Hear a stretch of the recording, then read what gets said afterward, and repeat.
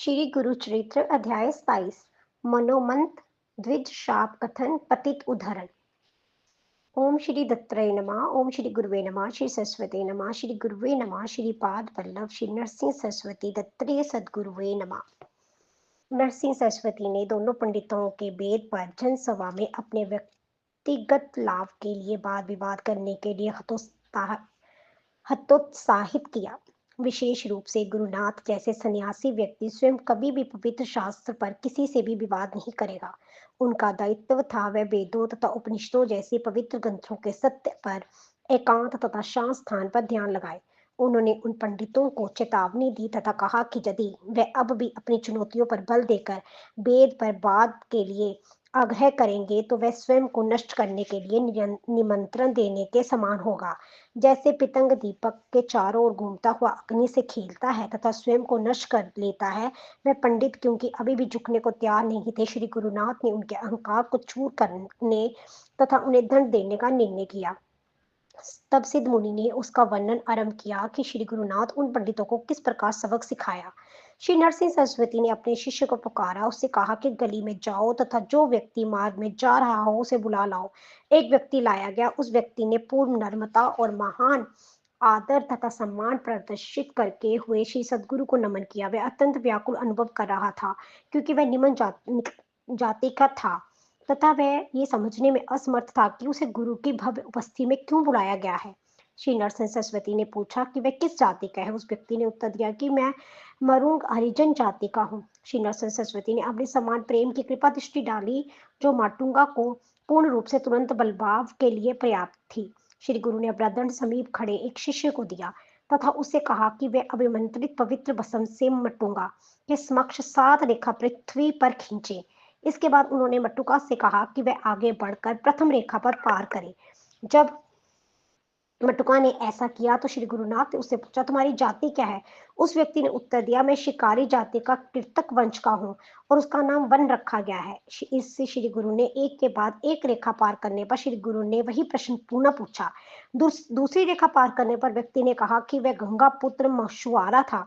अगली रेखा पार करने पर उसने कहा कि वह शुद्ध जाति का था। 5वीं रेखा पार करने पर उसने कहा कि वह वैश्य जाति का था। 6ठी रेखा के पश्चात उसने कहा कि वह क्षत्रिय जाति का था। 7वीं रेखा के बाद उसने कहा कि वह ब्राह्मण जाति का था तथा वेद अध्ययन में संलग्न था। श्री नरसिंह सरस्वती ने उसे अभिमंत्रित पवित्र बसम दी तथा कहा कि इससे अपने संपूर्ण शरीर पर मल दो। शरीर पर बसम मलते ही माड़ुंग एक ब्राह्मण में परिवर्तित हो गया। तब उसने पंडितों से कहा कि वह एक अपरिचित व्यक्ति से बात करके यदि इस प्रतियोगिता में विजय होते हैं तो विजय पत्र प्राप्त कर सकते हैं। श्री गुरुनाथ की कृपा दृष्टि से एक निम्न जाति के मारुड़ को एक महान वेद ज्ञानी ब्राह्मण के रूप में तुरंत परिवर्तित होते देख कर पंडितों का अहंकार चूर हो गया तथा जब वाद विवाद आरंभ हुआ तो ब्राह्मणों में परिवर्तित मरुड़ बृहस्पति जो स्वयं ब्रह्मदेव के तरह विवाद कर रहा था, वेदों के मंत्र बोल रहा था। उन मूढ़ पंडितों की जिह्वा मूक हो गई।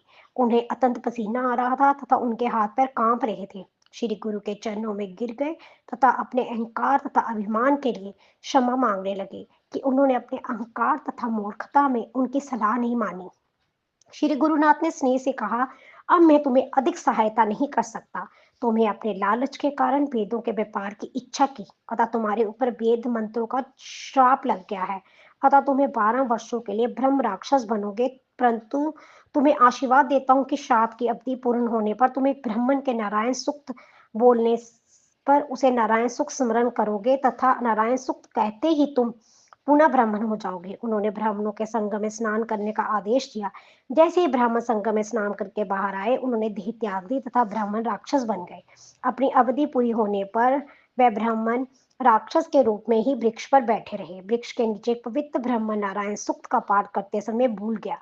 ब्रह्म राक्षस ने जैसे ही उस ब्राह्मण की स्मरण करने के लिए नारायण सूक्त का अगला श्लोक बोला, श्री गुरु के आशीर्वाद के अनुसार उन्हें श्राप से मुक्ति मिल गई तथा उन्हें पुनः ब्रह्म स्वरूप प्राप्त हुआ। श्री गुरुनाथ के वचन कभी व्यर्थ नहीं जाते। इस प्रकार श्री गुरुचरित्र परम अमृत कथा तथा कल्पतरु श्री नरसिंह सरस्वती का आख्यान सिद्ध नामधारक संवाद के रूप में उसका मनोमथ द्विज शाप कथन पतित उद्धरण नामक 27वां अध्याय संपूर्ण हुआ। इसे मैं श्री गुरु दत्तात्रेय को समर्पित करता हूँ। ओम श्री दत्तात्रेय नमः।